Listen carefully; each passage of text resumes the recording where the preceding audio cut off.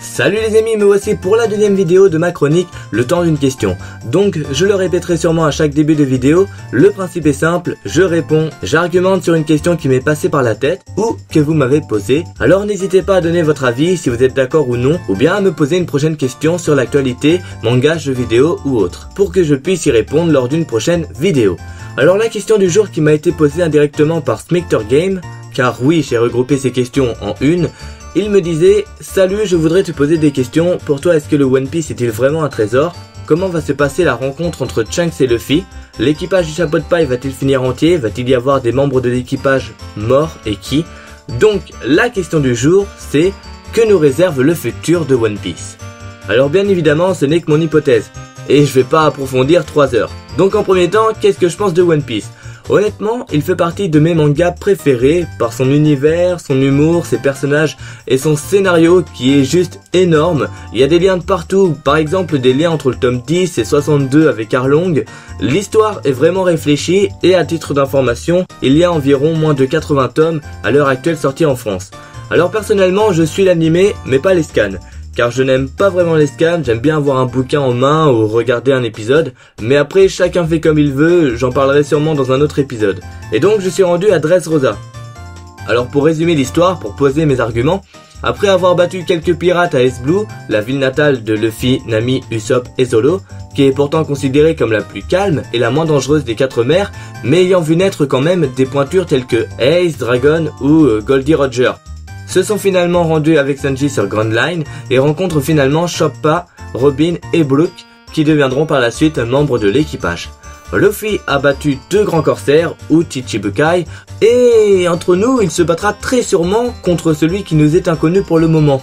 Il a aussi détruit 2 bâtiments représentant la force de la marine, donc Impel Down et Enies Lobbies, et il participa même à la destruction de Marineford, bâtiment extrêmement important de la marine lors de la Grande Guerre avec l'équipage de Barbe Blanche. 2 ans après, l'équipage revient beaucoup plus fort. Luffy, Zoro et Sanji possèdent le fluide, ou Haki, et se dirigent vers l'île des hommes poissons. Voilà pour moi, et pour beaucoup d'entre vous, je pense que c'est la moitié du manga.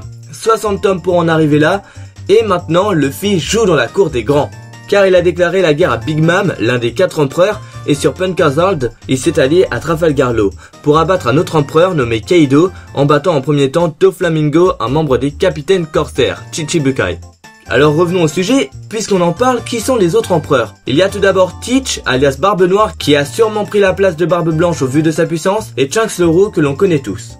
On peut imaginer aisément que Luffy batte l'un des 4 empereurs, que ce soit Kaido ou Big Mom, sachant qu'on n'a pas de nouvelles de Sanji qui est en train de se battre avec l'équipage de Big Mom. Sera-t-il emprisonné avec les autres de l'équipage? Peut-être une bonne raison pour Luffy de défier directement Big Mom. Mais pour Shanks, la question ne se pose pas. Et d'après moi, Shanks mourra, et sûrement contre Barbe Noire. Je m'explique. Luffy sans chapeau de paille, c'est impossible. Sachant qu'on n'a jamais vu Shanks se battre réellement, on peut supposer le voir lors d'un combat titanesque entre lui et Barbe Noire. Car je vous le rappelle, Shanks a une vengeance à prendre sur Teach, car la cicatrice de Shanks a été causée par Barbe Noire en personne. Et ce serait le scénario idéal pour que Luffy exprime sa rage contre Barbe Noire. C'est pour moi le combat final où chacun des membres des Mugiwara se combattra contre un membre de l'équipage de Teach. Mais la marine dans tout ça. Avec ce qu'il se passe actuellement à Dressrosa, j'ai pas mal de doutes. Mais n'oublions pas l'un des mystères de la marine, le docteur Vegapunk. Il y a beaucoup trop de mystères sur cet homme. Et honnêtement, vu le dirigeant actuel de la marine, qui est, je le rappelle, Akainu, on peut s'attendre à ce que Vegapunk crée une arme aussi puissante qu'une arme antique. Alors comment pourrait se dérouler ce scénario?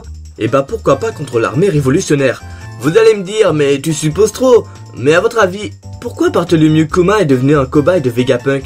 Pourtant, Kuma est un homme plutôt intelligent, qui a fait partie de l'armée révolutionnaire. De plus, avant de perdre sa conscience, Kuma a demandé d'être programmé afin de protéger le Senigo avant de servir totalement la marine. Une demande acceptée par qui? Logiquement par le docteur Vegapunk. Alors y a-t-il un lien entre les deux? En tout cas, l'armée révolutionnaire commence réellement à se montrer dans l'arc de Dressrosa et risque d'apporter de nombreuses informations dans les mois qui viennent. Et donc, le lien entre les pirates, je pense notamment à Teach, la marine et l'armée révolutionnaire, c'est que chacune de ces factions pourrait avoir une arme antique. Et ce serait un sacré carnage. Voilà, c'est un peu la fin que j'imagine, mais revenons à Luffy et son équipage.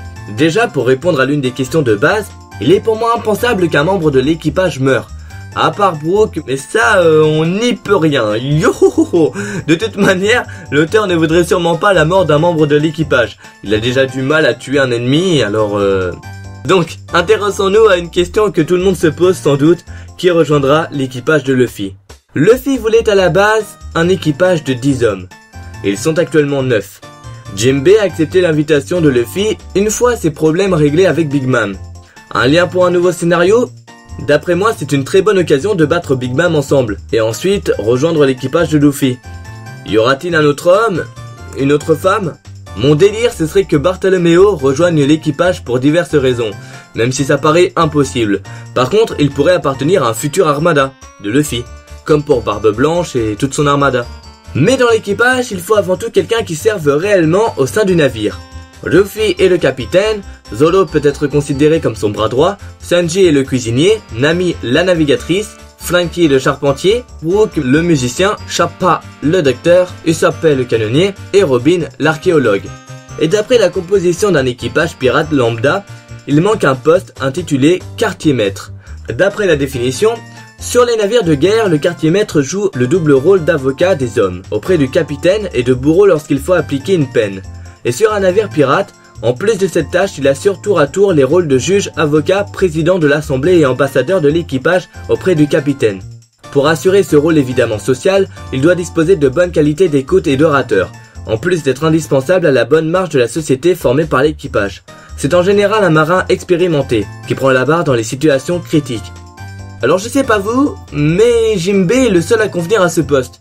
Pour moi, il n'y aura donc pas d'autres membres que Jinbei, mais plutôt une armada. Ensuite, pour finir, on sait tous que chaque membre de l'équipage a un but, et c'est sûrement pour ça qu'ils arrivent à surmonter tant d'épreuves. Donc, je vais écarter du sujet Usopp qui veut devenir un vaillant guerrier, Sanji qui veut trouver le All Blue, même si l'île des hommes poissons et ses sirènes lui correspondent complètement, Franky qui souhaite que le Sonigo appartienne au futur roi des pirates, je parle bien évidemment de Luffy, Brook qui veut rejoindre la Boone, Chopper qui veut être le meilleur médecin ou trouver un antidote miracle, et Zoro qui veut devenir le meilleur sabreur. C'est des objectifs qui n'ont pas vraiment de mystère, mis à part Sanji, mais c'est compliqué. Bon, déjà pour moi, l'accomplissement de leur objectif se fera dans un dernier épisode, avec une sorte de cinématique de fin, comme dans le jeu style Zelda Majora's Mask, et se finirait sur, entre guillemets, le couronnement de Luffy. Et sur une phrase créée par Luffy du style « On y retourne les amis » ou quelque chose comme ça. Mais intéressons-nous à Luffy, Nami et Robin. Nami veut créer la carte du monde, mais comme dit dans l'arc de Chabondi, chaque Rookies, Supernova, a pris une route différente, ce qui fait que l'équipage de Luffy a dû voir au hasard 1/10 des îles, donc il faut qu'ils recommencent leur tour du monde. Suite à ça, Robin pourrait écrire un bouquin sur les 100 ans oubliés, le siècle manquant, en retranscrivant ce qu'il y a de marqué sur quasiment tous les poneglyphes trouvés en refaisant le tour du monde, et ainsi dévoiler la vérité au monde entier si ce n'est pas déjà fait. Une vérité tant redoutée par la marine, qui ont sans doute un lien avec les armes antiques, ou pourquoi pas l'apparition des fruits du démon. Nico Robin sera d'ailleurs peut-être soutenu par l'armée révolutionnaire, qui a un lien avec elle, je vous le rappelle.